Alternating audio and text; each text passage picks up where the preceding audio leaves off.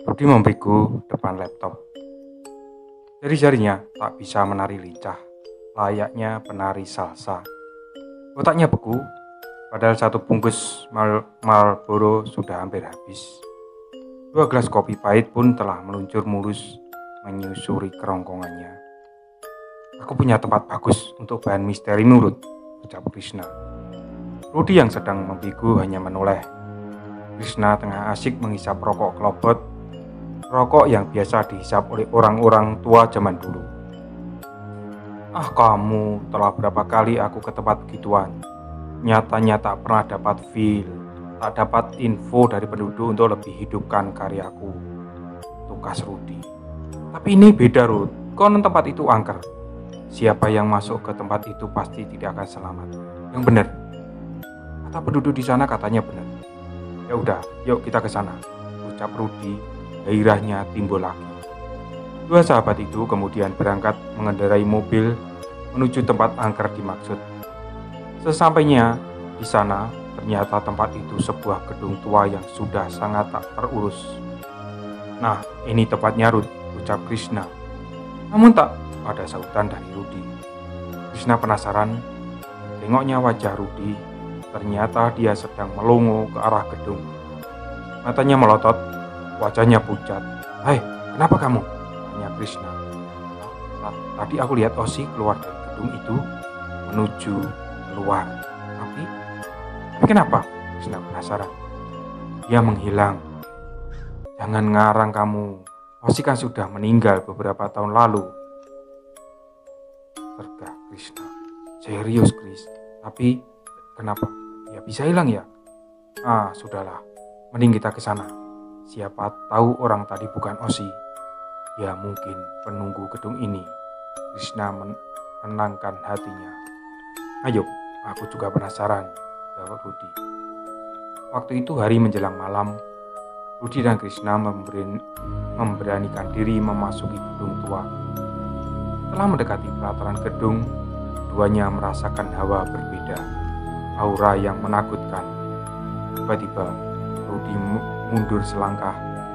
Dia langsung merasakan mual. Melihat gelagat tak beres, Krishna penasaran. Kenapa kamu Rud? Aku mencium bau amis darah, jawab Rudi terus mual-mual. Ah, ngarang kamu.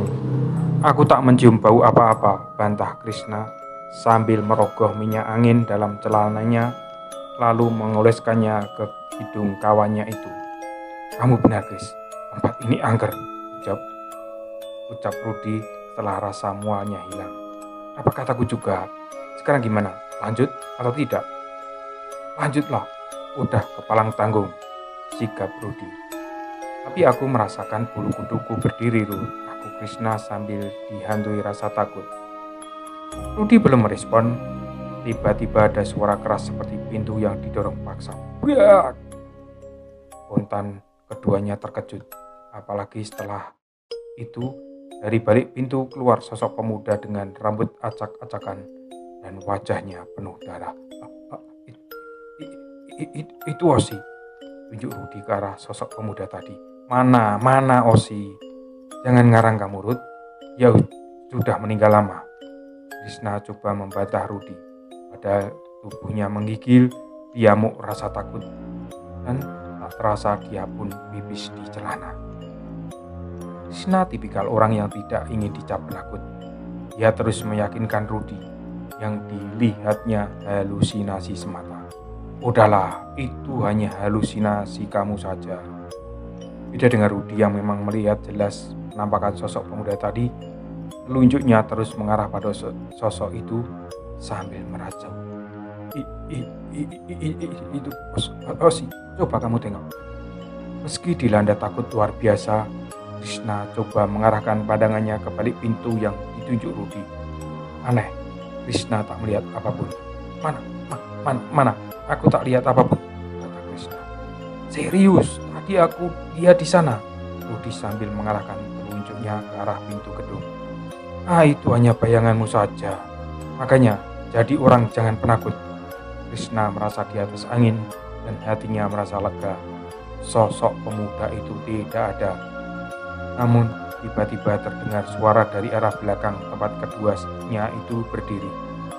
Suara itu parau dan sedikit mendesah, bahkan cenderung menyerupai suara gema. "Aku di sini, teman-teman." Sontak Rudy dan Krishna kaget. Wajah keduanya langsung pucat pasi, dengkul kakinya mendadak lemas. Suara apa itu?" tanya Krishna. Kali ini dia tidak bisa lagi menyembunyikan rasa takutnya. "Entahlah, sepertinya dari arah belakang kita." Sambil mereka membalikkan badannya dan mereka langsung terkejut. Matanya melotot, lidahnya keluh, leher terasa dicekik. Nampak di hadapan mereka sosok pemuda dengan rambut acak-acakan dan wajah berlumuran darah. Keduanya hendak meneriakkan kata hantu, namun sosok pemuda itu lebih dulu mengeluarkan suara, "Bebaskan aku, teman, bebaskan aku." Dua sahabat itu makin ketakutan. Saking takutnya tidak terasa, keduanya ngompol di celana. Untuk Krishna ini untuk kali kedua.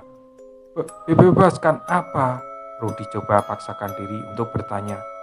Namun sosok itu menghilang sebelum memberi jawaban, dan kedua sahabat itu pun langsung kompak untuk pingsan. Rudy heran ketika membuka matanya, dia sudah berada di sebuah kamar berbilik bambu. Di sampingnya tampak Krishna masih pingsan. "Aku di mana?" pikir Rudy bingung. Kebingungan Rudy tak lama kemudian terjawab. Seorang laki-laki paruh baya masuk ke kamarnya.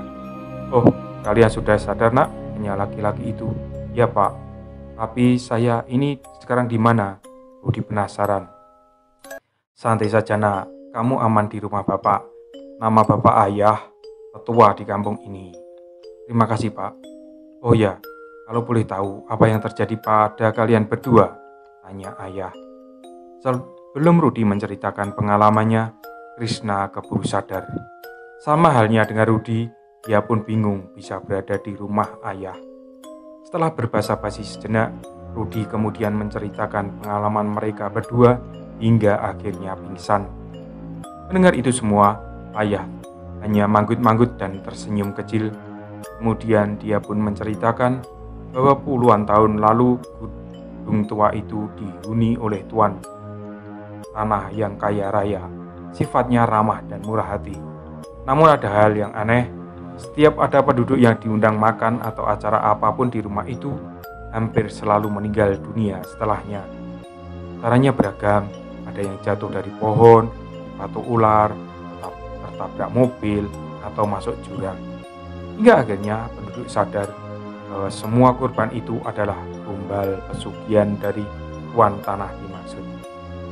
Penduduk pun marah, mereka mengusir seluruh keluarga tuan tanah itu dari kampungnya, dan rumahnya dibiarkan terbengkalai. Jadi jangan heran kalau kalian berdua bertemu hantu di gedung itu. Bisa jadi arwah penasaran korban pesugihan. Ayah mengakhiri ceritanya. "Tapi Pak, hantu yang saya lihat semalam menyerupai kawan saya yang baru beberapa tahun meninggal. Mana mungkin dia korban pesugihan?" tanya Rudy. "Masa? Kalau begitu coba kalian datang lagi nanti malam dan tanyakan kenapa dia ada di sana," ucap dan tantang Ayah. Mendengar tantangan Ayah yang menyuruhnya kembali ke gedung tua itu, sontak membuat keduanya kaget dan kembali mereka kompak untuk pingsan.